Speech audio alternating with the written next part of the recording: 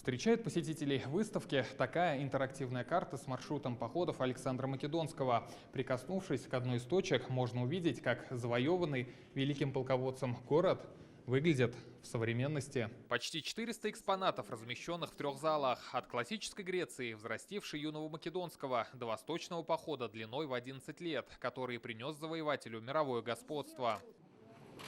Наверное, 6-го, может быть, 5 века до нашей эры с огромной медузой Горгоной. Открыли выставку и осмотрели экспонаты генеральный директор Эрмитажа Михаил Петровский и государственный советник Татарстана Ментимир Шаймиев. Я не задумывался за эти дни, что такое влияние могло быть. Столько создано, значит, произведений искусства о македонском. Это влияние на культуру разных земель, разных народов просто уму непостижимо. Эта выставка, с одной стороны, прекрасная, полна изумительных вещей, красивых.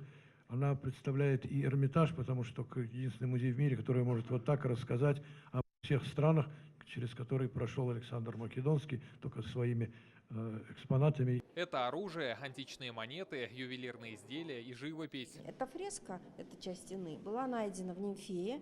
Это небольшой городок, античное поселение рядом с Керчью. Увидеть, как выглядел корабль 3 века нашей эры и войны античности, можно на этой фреске. Ее по крупицам мастера Эрмитажа собирали 10 лет. Здесь на этой фреске есть множество имен, надписей, имена, боги, неприличные стихи, ну, как и в наше время бывает. Это корабль Исиды, потому что здесь есть написано тоже имя этой богини. А это, как говорят кураторы, венец выставки «Золотой венок». Изделие греческих мастеров эпохи эллинизма. Артефакту 2500 лет. Золото вообще имело особый сакральный смысл, и очень много золотых изделий как раз находили в македонских гробницах. Это победный венок, он преподносился победителям, атлетам. Выставка стала центральным событием Дней Эрмитажа, который сейчас проходит в Казани. Мы сегодня меряем богатство в основном деньгами, мы меряем сейчас природными ресурсами. Но на самом деле самое большое богатство нашей страны – это то наше достояние, национальное достояние, которое хранится в музейных фондах.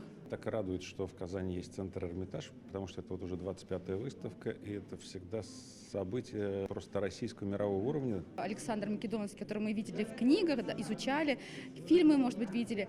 И здесь вот сейчас мы видим его какие-то атрибуты, которыми он пользовался, или его картины, которые, восхищаясь им, рисовали или делали на стены какие-то узоры.